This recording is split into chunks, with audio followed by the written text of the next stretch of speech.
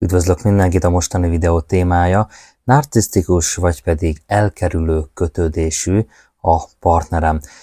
Ugyanis nagyon sok hasonlóság van egy elkerülő kötődésű személy és egy narcisztikus személyiségzavarban szenvedő személy között, és hát valószínűsíthetően sokan az elkerülő kötődésű párjukat azt narcisztikusnak címkézik fel, holott valójában nem narcisztikus. Az elkerülő kötődés, ez is, tehát a gyökerei azok gyermekkorban keresendőek, amikor a gyermeknek a gondozói érzelmileg elérhetetlenek vagy következetlenek, tehát ha a gyermek érzelmi szükségleteit azt rendszeresen figyelmen kívül hagyják vagy elutasítják, akkor megtanulhatja ez a gyermek, hogy nem érdemes érzelmeket kifejezni, vagy másokra támaszkodni. Ez egyfajta védekező mechanizmusként szolgál számára, hogy elkerülje a további elutasítást és a fájdalmakat. Tehát az ilyen gyerekek azok felnőttként nagyon nehezen tudnak közel engedni másokat magukhoz, közel kerülni másokhoz, és gyakran tartanak attól, hogy sérülékennyé válnak a kapcsolataikban, ezért ők kerülik az intimitást. Az érzelmi távolságtartás és az önállóságra való törekvés így válik domináns jellemzővé az életükben. Hát na már most sok esetben egy narcisztikus is valahogy így készül, ahogy elmondtam, tehát ott is érzelmileg elérhetetlen szülők vannak, kielégítetlen érzelmi, fizikai szükségletek, ott is megfigyelhetjük az inkonzisztens szülői magatartást, meg a többit, tehát viszont attól, hogy valaki ezt elszenvedi, ezeket a negatív gyermekkori élményeket, nem törvényszerű, hogy automatikusan narcisztikussá is váljon ez az illető, ugyanis a traumákra minden ember máshogy reagál, más megküzdési módszereket alkalmaz. A narcisztikus személyiségzavar is egy megküzdési mód, és az elkerülő kötődés is egy megküzdési mód. Minden embernek van kötődési stílusa, a narcisztikusoknak is van kötődési stílusa. Erről amúgy már csináltam korábban egy videót, majd ennek a videónak a végére beteszem ide, alulra, vagy itt oldalra az ajánlott videók közé. Tehát aki nem látta és kíváncsi erre, az nézze meg, hogy egy teljesebb képet kaphasson a mai videóról.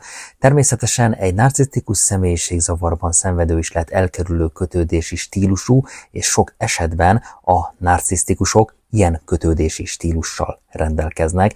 Tehát ott tartottunk, hogy nagyon sok hasonlóság a narcisztikus személyiségzavar és az elkerülő kötődésű ember között, így vélhetően sokan a idézőjelesen csak elkerülő kötődésű párjukat az narcisztikusnak címkézik fel. Az elkerülő kötődési stílus az felnőtt korban igen problémássá válhat, mivel nehezíti a mély érzelmi kapcsolatok kialakítását és fenntartását másokkal. De akkor nézzük meg először a közös vonásokat. Tehát mind a narcisztikus, mind pedig az elkerülő kötődési stílusú emberek közös vonása, hogy én központúak. Különösen a kapcsolat kezdeti mézes hetek időszakát követően, amikor ugye ez az újdonságnak a varázsa, ez lecseng, és a nagy kezdeti fellángolás, lelkesedés, ez elmúlik. Az érzelmi elérhetetlenség az mindkét típusra jellemző, tehát mind a narcisztikusra, mind pedig az elkerülőre. Tehát egyikük sem képes, vagy éppenséggel nem is akarja az érzelmi kapcsolat egy mélyebb szintjeit elérni, tehát az ilyen embereknél gyakran hiányzik az önismeret és az érzelmi érettség, ami megnehezíti számukra az intimitás kialakítását, és természetesen a fenntartását is a kapcsolataikban. Konfliktus helyzetekben mind a narcisztikusok, mind pedig az elkerülők, tehát hajlamosak érvényteleníteni a másik fél érzéseit, tapasztalatait, tehát ők gyakran, mind a narcisztikus, mind az elkerülő gyakran alkalmaznak lekezelő, védekező és a problémákat visszaforgató, visszavetítő stratégiákat, hogy elkerüljék a felelősségvállalást és a valódi érzelmi konfrontációt. Tehát ezek az emberek, mind a narcisztikus, mind az elkerülő rendkívül érzékenyek a kritikára, még a konstruktív visszajelzést is támadásként élhetik meg. Ennek eredményeként gyakran választják a falazást, tehát hogy elfalazzák magukat, elbarikádozzák, vagy a néma kezelést, hát mondjuk így, hogy néma kezelést. Egy narcisztikusnál ugye ott a csendelverésről beszélünk, ami egy céltudatos büntető mechanizmus, egyfajta móresre tanítás. Egy elkerülőnél ez nem jelent móresre tanítást, tehát nem büntetésből csinálja ezt, de ő is elvonul, és hát ezt sokan félre értelmezhetik, hogy ő akkor most engem csendelver. Aztán ott vannak az önértékelési problémák, tehát mind az elkerülő, mind a narcisztikus, hát önértékelési problémákkal küzdenek, mivel nem kaptak megfelelő érzelmi támogatást és visszajelzéseket gyermekkorukban. Intimitás kerülése, ők mind a narcisztikus, mind pedig az elkerülő kötődésű emberek nagyon nehezen nyílnak meg mások előtt, és kerülik az érzelmi intimitást, az érzelmi közelségtől való félelem és a sebezhetőség elkerülése, az érzelmi éretlenség egy jele is lehet náluk, mivel nem képesek biztonságosan kötődni, és nem képesek ezáltal mély kapcsolatok kialakítására másokkal. Empátia hiánya, ugye ez jellemző mind a narcisztikusra, és az elkerülőre is, mondjuk így náluk, hogy sekélyes, empatikus képességeik vannak, tehát azért vannak, de azért eléggé sekélyesek, tehát nem igazán tudják magukat mások érzéseibe, szükségleteibe beleérezni, tehát az empátia hiánya és az érzelmi távolságtartás, az érzelmi éretlenség egyik jele lehet itt is, tehát nem képesek teljes mértékben megérteni és támogatni a partnerük érzelmi szükségleteit. Az érzelmi elérhetetlenség, az önismeret hiánya és a konfliktusoknak a kerülése, ez mind hozzájárul ahhoz, hogy ezek az emberek nagyon nehezen tudják megteremteni és fenntartani az egészséges, mély érzelmi kapcsolatokat. A narcisztikusok és az elkerülők viselkedése így pedig frusztrációt és nagyon mély fájdalmat okoz a partnereiknek, mivel azok úgy érzik, hogy egyedül viselik a kapcsolat érzelmi terhét. Ez pedig végül a kapcsolatok megromlásához vezet, mivel az egyik fél folyamatosan érzelmi kielégítetlenséget és elutasítottságot él meg. Na, ennyit erről, és akkor nézzük meg a különbségeket. Az elkerülő kötődési stílusú emberek és a narcisztikusok közötti különbség hát leginkább az indítékokban és a viselkedésük mögötti motivációkban rejlik. Egy igazi vérbeli narcisztikus az szándékosan manipulálja és kontrollálja a környezetét, különösen a párkapcsolatát.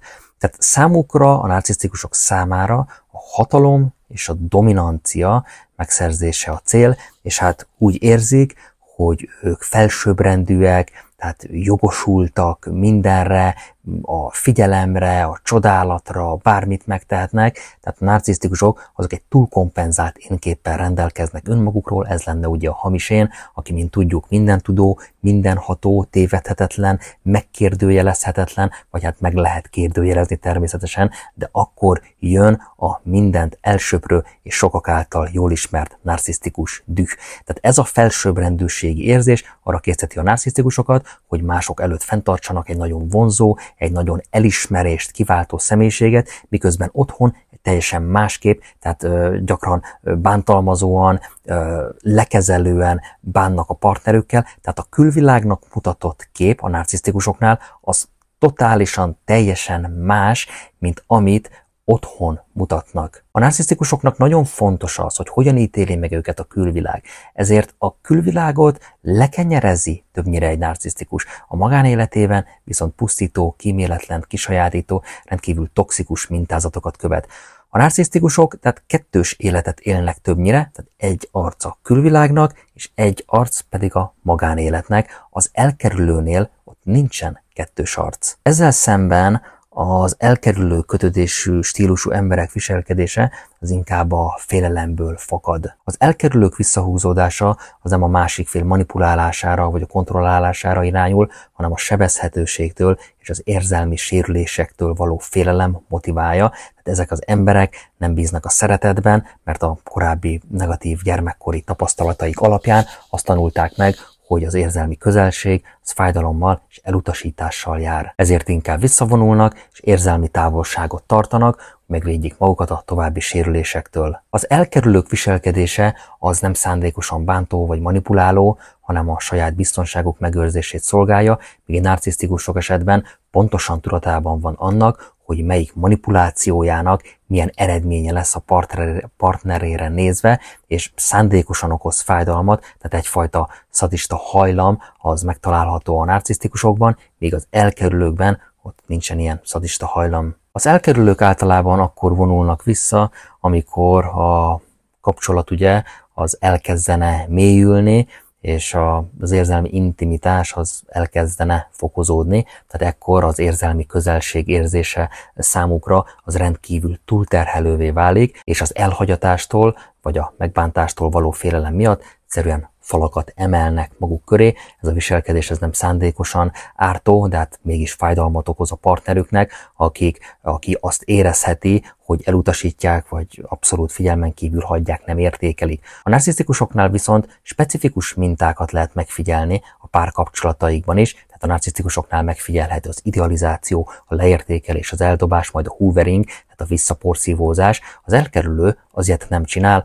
az elkerülő az nem zaklat, nem porszívózik, az elkerülőnek a fejében nincsen eszményi kép a partnereiről, nem szerelembombáz, nem idealizál, tehát nem csinálja ezeket a specifikus mintákat, és ha egy elkerülőnek a kapcsolatának vége, akkor ő nem fog lejárató, befeketítő kampányokat indítani a partner ellen, mint egy narcisztikus csinálja ezt, nagyon jól tudjuk, nagyon sok esetben. Tehát összefoglalva ezt az egészet, a narcisztikusok és az elkerülők viselkedése mögött eltérő indítékok húzódnak meg, míg a narcisztikusoknak a hatalom, a dominancia, a kontroll, ezeknek a megszerzésére törekednek állandóan, különféle célirányos manipulációs taktikákkal, addig az elkerülők a sebezhetőségtől való félelemből és az érzelmi sérülésektől való védekezés miatt vonulnak vissza, de talán az a legfontosabb, hogy ők nem manipulálnak célirányosan, nem direkt okoznak fájdalmat, nincsen túlkompenzált énképük saját magukról, nincs hamis én, tehát teljesen emberinek látják önmagukat, még egy narcisztikus nagyon jól tudjuk, hogy a hamis én miatt istenként látja saját magát, rettentően arrogáns, döjfös, ez a tipikus kihaénnem emberek, gazdasági szempontok alapján cselekszenek, és többnyire kizsákmányoló életmódot folytatnak. A kötődési zavarok azok még mindig nagyon hatékonyan kezelhetőek, míg a narcisztikus személyiségzavar kezelése hát az igazi kihívás elé állíthatja a legképzettebb pszichoterapeutákat is. Tehát mielőtt a párodra azt kiabálnád, hogy hát tuti narcisztikus, tehát állj meg egy pillanatra, és gondold át ez a videó után is, hogy biztosan narcisztikus-e, nem lehet, hogy csak esetleg egy elkerülő kötődése van. Míg a narcizmus az egy személyiségzavar, amely az adott személy egész személyiségét áthatja, és nagyon súlyos problémákat okoz az életében, tehát itt tartós és állandó viselkedési mintákról beszélünk. A személyiségzavarokat tartós és állandó viselkedési minták jellemzik,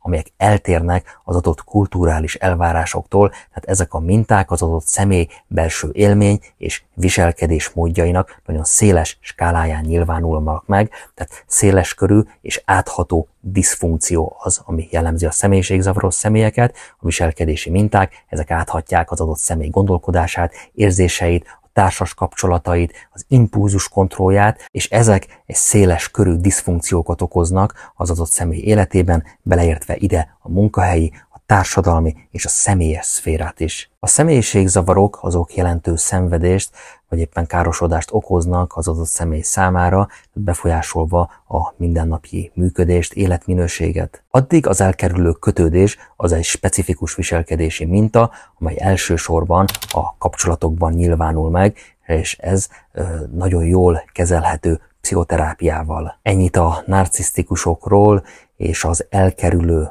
kötődésű személyekről. Manapság úgy gondolom, hogy nagyon sok elkerülő él köztünk, akiket tévesen narcisztikusnak címkéznek fel. Ha hasznosnak találtad, akkor nyomj egy lájkot, csatornámra pedig nagyon sok videó van már feltöltve, több mint 300, lehet, hogy valamelyik kérdésedre megtalálod a választ. Nézz szét, köszönöm a figyelmet!